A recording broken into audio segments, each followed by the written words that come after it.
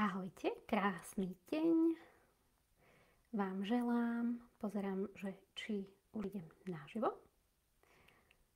Tak, krásny deň vám želám. Ahojte, pri dnešnom vysielaní s témou robiť a byť. Áno.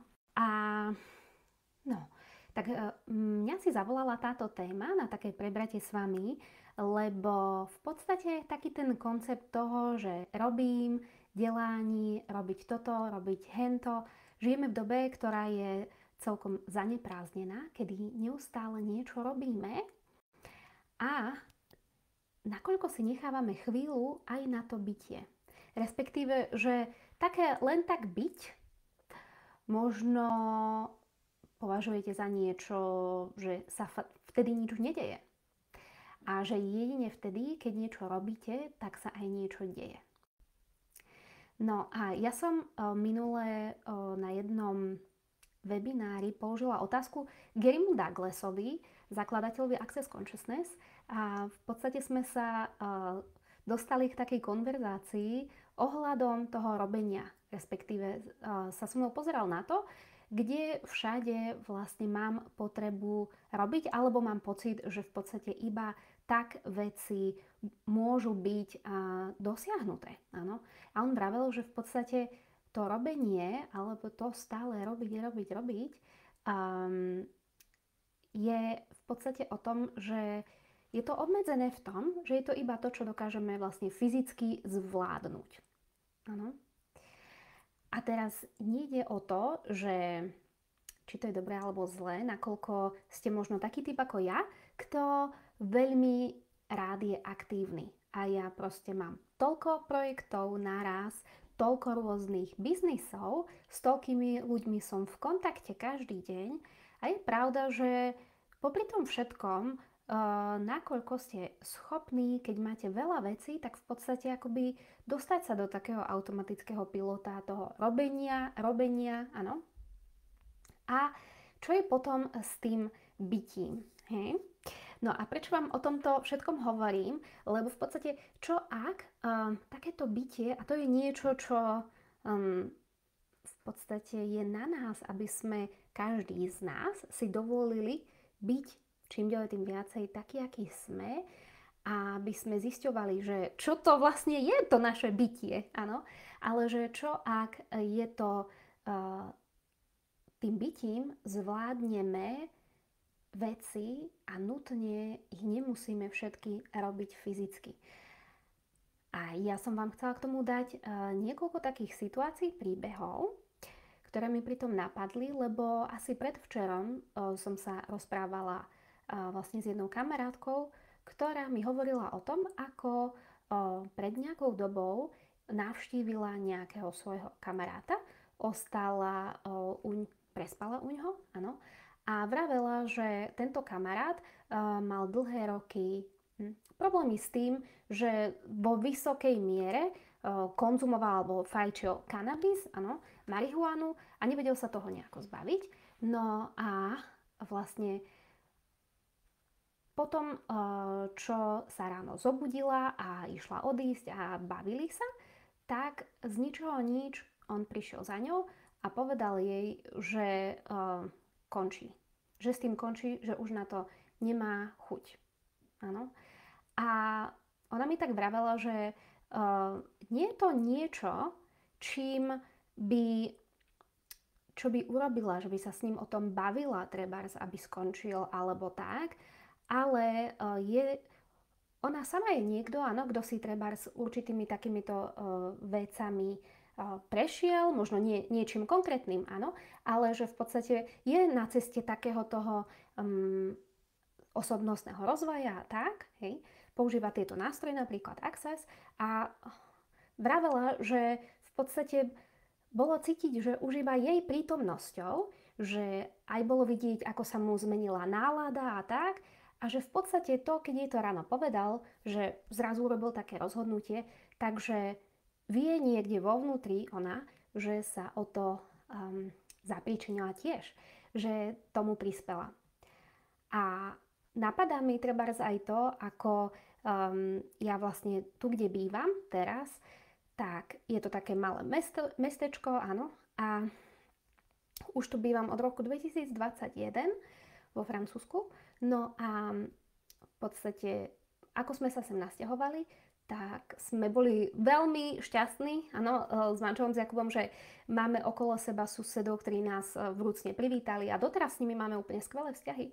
A čo som sa dozvedela nie tak dávno, je, že táto jedna naša susedka práve za mnou prišla a ako sme sa bavili, tak potom medzi rečou prehodila to, že vieš, ono predtým, než ste sa sem nasťahovali, táto naša ulica a tieto susedské vzťahy vôbec nevyzerali takto ako teraz.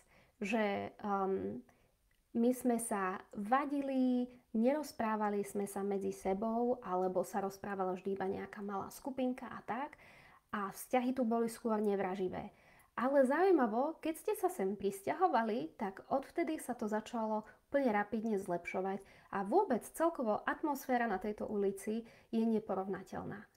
A bolo to krásne, aj keď to absolútne nedáva zmysel, trebárs, áno, lebo k nikomu som neprišla, že by som mu hovorila, aby zmenil svoje susedské vzťahy alebo tak, ale nakoľko je dôležité si nielen teda uvedomovať to a uznávať to, čo trebárs odrobíme aktívne, ale aj to, že čo ak dokážete svojou prítomnosťou meniť ešte aj veci, áno, nefyzicky, ale už len tým, že niekde ste a trebárs máte dobrú náladu, alebo ste a trebárs nosíte so sebou, používate nejaké nástroje, pracujete na svojom zdraví mentálnom alebo niečo také, áno, tak už iba tým, čo z vás vyžaruje, keď ste, áno, niekde, tak čo ak tým meníte svoje okolie oveľa viacej, ako si pripúšťate. A aké by to bolo začať si niečo také pripúšťať.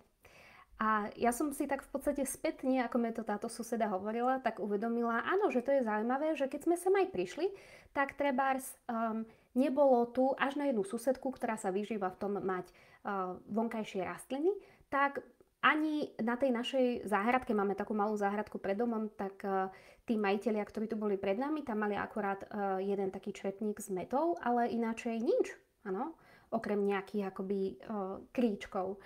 A my sme začali sadiť rôzne rastliny a je zaujímavé, že potom zľava správa všade možne začalo pribúdať rastlín, áno. Takže toto bolo tiež také príjemné uvedomovanie alebo prijatie takého toho, čo keby ste si začali uvedomovať, kde všade ste inšpiráciou a čo všetko meníte. Tým, že treba vyslovene odľahčujete ovzdušie, ktoré predtým bolo plné nezhôd alebo tak a už iba vašou prítomnosťou, lebo nie ste niekto, komu by išlo o to hádať sa a mať pravdu a tak vlastne to všetko meníte. Ja sa pozerám, či náhodou ďakujem, tu navidím komentáre, totižto. Krásny deň vám aj ja želám. Aha, a teraz neviem, že či ma počujete lepšie. Dúfam, že áno. Ja mám každopádne mikrofón zapnutý. Dajte vedieť, že ma vraj ticho počujete. Takže našepkávač rastlín, The Plant Whisperer, áno, ďakujem Ivanka. No a v podstate hovorím vám to všetko aj za to, počujeme dobre, ok, super, ďakujem, že je taká kniha od doktora Daina Heera, ktorú mi nedá nespomenúť na tomto vysielaní, ktorá sa volá Byť sám sebou mení svet.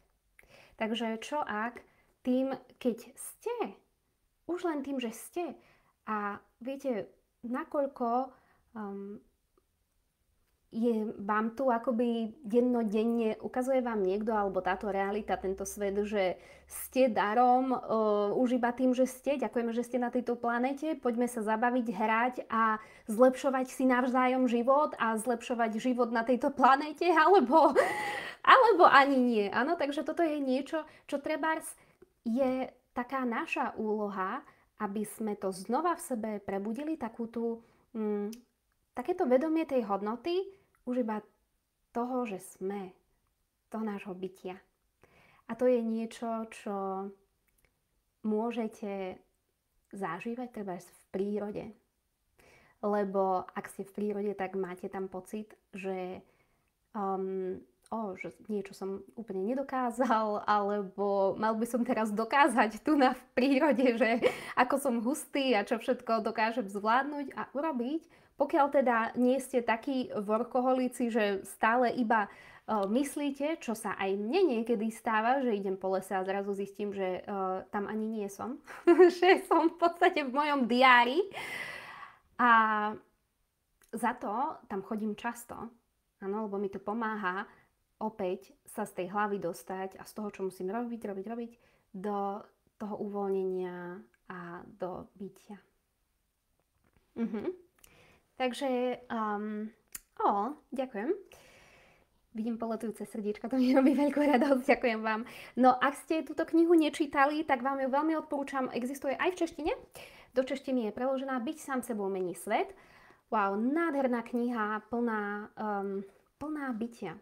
A to, ako je možné inak fungovať v živote a vo svete a meniť ho tým, že ste.